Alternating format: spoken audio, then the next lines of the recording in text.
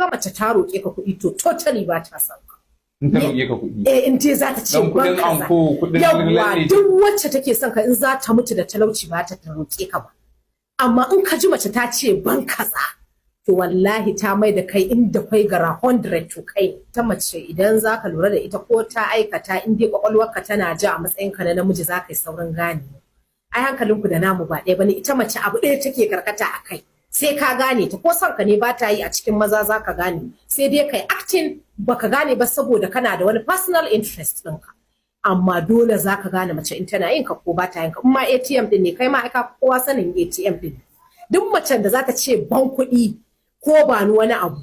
Yanzu ka san mata an waye ba a cewa ba a son namiji. Idan ka ga mace ta roƙe ka kuɗi to totally ba ta son ka. In ta roƙe ka kuɗi. In dai za ta ce ban kaza. Yawwa duk wacce take son ka in za ta mutu da talauci ba ta roƙe ka ba. Amma in ka ji mace ta ce ban kaza to wallahi ta mai da kai inda kai gara 100 to kai. Wannan dai kina gaya wa 'yan samari kenan in dai aka mace tana cewa su ba ta kuɗi. Yawwa ko ban kaza samun kaza duk macen da take son ka tana kunyar ta tambaye ka. Tana kuma yanzu akwai irin waɗannan mata. Akwai su mana ai mace ce ba ta canja sai dai za a iya zama modernized. Me modernized za a iya samun latest version. Amma wannan abu baya canja a zuciyarmu ba ma roƙo in har muna son mutum dan Allah. Ba mu taɓa cewa a bamu ba amma mun mai da kai ATM sai ka ga bukatu kala-kala wata ma kuma yanzu salon da muka fito da shi ba za mu ce ba ma son ka ba. Sai dai kawai in ka ga an dame ka da roƙo to kai ma kawai ka seta a kanka da yi.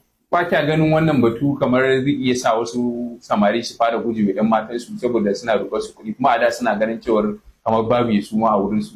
To kai kanka yanzu in maka tambaya kai da kake tambaya ta duk wacce za ta ce ka ba ta abu.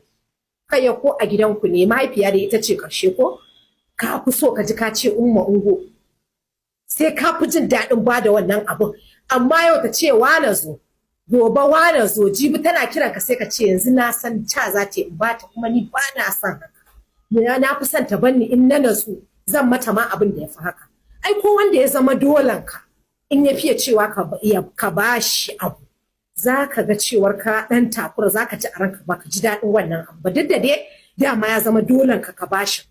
So barantana kuma ita mace dama ƴan uwarka ce da zaka bata me alaka ka da ita in ba a daura muku aure ba waye ce ka bata kuɗi ai ne ka akwai dan kwansu da kauna kuma wai sun ce wai matan ai yanzu kamar kuna bayyana cewar wai ai shi kyauta ita ce alamar soyayya kyauta ita ce alamar soyayya amma ba ni na ce ka ban ba in kai ka dauko ka bani ai dama ban tambaye ka ba a inda zaka gane ina son ka ba zan taɓa cewa ka bani ba ko talauci zai kashe inda ka dauko ka bani ra'ayinka kai ma ka san ina son ka har na ansa.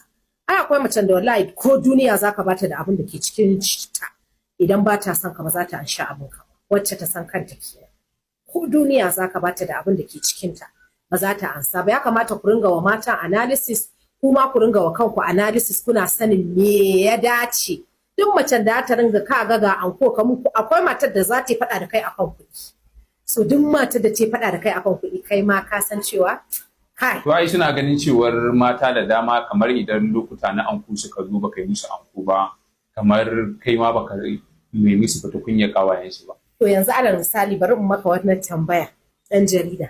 Yanzu kana son mutum ai ina ga a matsayin ku na maza wanda ba ku iya so ba kuma ba ku iya kiyayya ba wa'annan abubuwan dai ba ku iya shi ba. Ba ku iya so ba ba ku iya kiyayya ba.